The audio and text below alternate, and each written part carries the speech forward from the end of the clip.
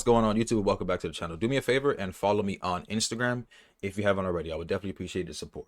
But the NBA is back and everybody's excited, especially me. And opening night was nothing short of amazing. Now, opening night gave us emotion, storylines, and a lot to think about. Oklahoma City had their ring ceremony, which is a powerful moment for that young core, and they pulled out a thrilling double overtime win over Houston. Then out west, obviously, which the Lakers are ass, guys, but the Lakers faced the Warriors without LeBron James, who sat out with sciatica, and we're essentially going to break down both games, what we actually learned about these games beyond just the final scores, okay? Now, as far as Oklahoma City Thunder is concerned, though, right? I feel like this was one of those nights where emotion met execution. OKC celebrated their championship with their ring ceremony, and you could feel how much it meant to that organization, for SGA and that entire core. I mean, it was a validation for years of patience and development. But even with all that emotion, they stayed locked in, as you can see here. They got the W, right? Now, I want to play a couple of clips before I actually get into the breakdown of what happened during the game flow and context. Here's Oklahoma City Thunder raising their first ever banner. Check this out.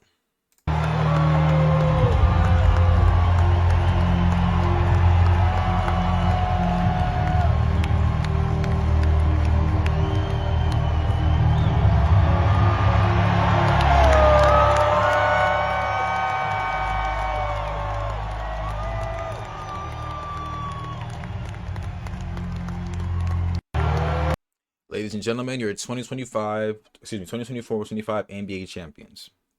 Pretty dope, pretty dope, pretty dope.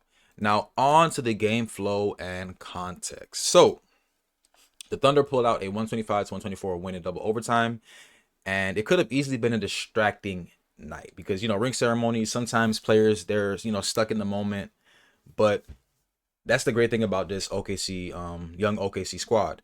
They showed composure and the heart of a champion. Now, Houston, on the other hand, came in shorthanded. Their starting point guard, Fred VanVleet, was out with a knee injury, so Amen Thompson had to step in as the lead guard. Now, for such a young player, that's a lot to handle, but Amen Thompson definitely held his own. Now, granted, he didn't hit a single three. He shot 0 for 7 from 3, and I imagine he'll continue to develop this because once Amen Thompson gets that three-point shot, I think it's pretty much wraps for the league. Seeing as how versatile he is and how athletic he is, and him getting a jump shot will just make him that much more unguardable, right? Now, we all know that Houston rolled out a very tall lineup, right? Amen Thompson, who's 6'7", Kevin Durant, Jabari Smith Jr., Al Prince Sengun, and Steven Adams, who are all 6'11". This being the tallest starting lineup on opening night since starters were first tracked in 1970, 1971. So that was pretty insane to see. But I think the key performers for this first game was Al Prince Sengun, who was outstanding, right? He had 39 points, 2 steals, a block, 11 rebounds. This man he nearly had 40 points. He had double-digit rebounds and a few assists. And you can see the game is slowing down for him. And he's becoming the heart of Houston's offense. Now, Durant did look solid, right? He dropped 23 points. I mean, obviously he was efficient. He's always efficient. But he was struggling, I would say, in like the fourth quarter and in those overtimes, right? He did hit tough shots, but he cooled off late. Just a few points across the fourth quarter and both overtimes. But his veteran presence is there.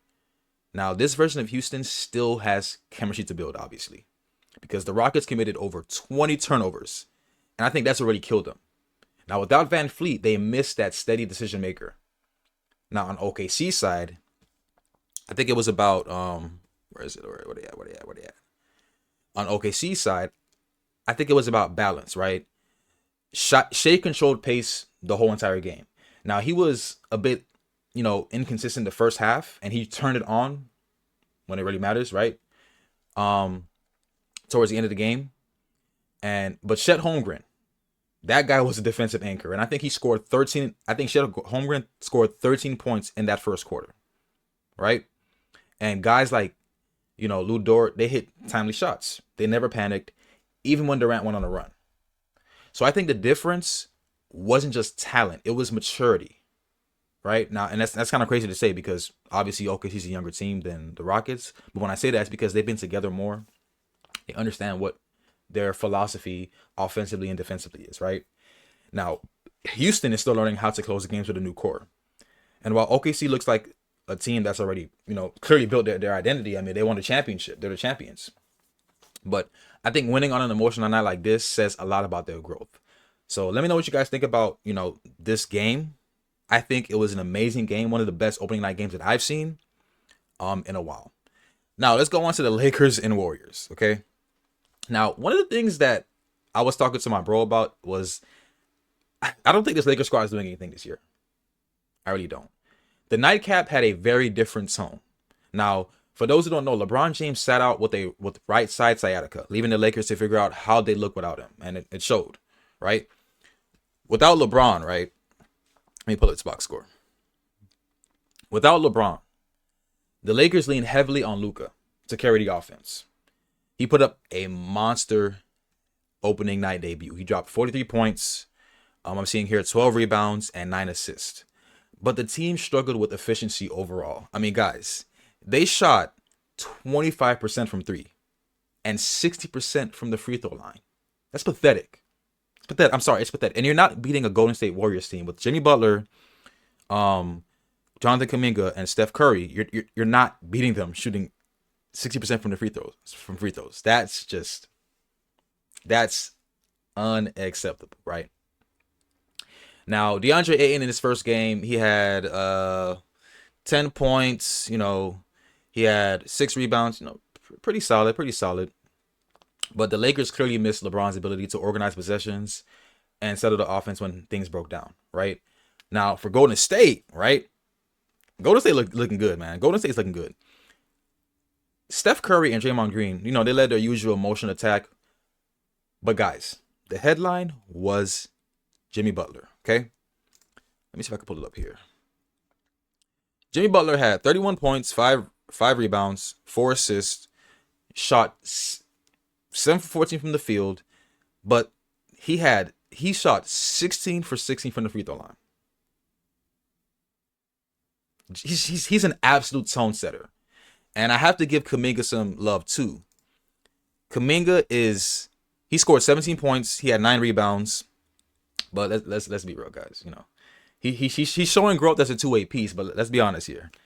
The Golden State Warriors are clearly trying to up that trade value so they can either get Lauri Markkanen or Bam Adebayo. So yeah, man.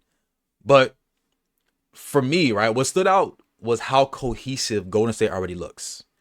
Their offense is fluid, lots of cutting, constant ball movement, and while LA looks stagnant when Doncic wasn't creating, I mean, they look stagnant. If Doncic isn't creating for the Lakers, they're not doing anything. I think Austin Reeves, he got in foul trouble early. Austin Reeves had 5 fouls before the end of the third quarter. I mean, come on, man. Now, the Lakers defense, they had moments, but they couldn't consistently stop Golden State's secondary actions, right? The Warriors' veteran poise and spacing were different. What was the difference down the stretch, in my opinion? That's what I think. So I don't think it was more so about effort. I think it was just about the structure. Golden State was more structured than the Lakers. The Warriors know exactly who they are, and the Lakers are still learning how to function without LeBron, obviously. But I think they're learning how to function overall, right? So key takeaway for Golden State is, Golden State's depth looks solid. The depth looks solid. The veterans are still producing. Young players are still contributing. And for the Lakers, I think it's an early reminder that without LeBron, their half-court offense can get extremely predictable, even with an elite talent like Luka Doncic. So let me know what you guys think about this, man. Look, overall, it was a great opening night. I was definitely entertained, and I hope you guys were too. But let me know what you guys think about this, man. And looking forward to discussing more NBA topics with you guys. So see you guys in the next one, all right?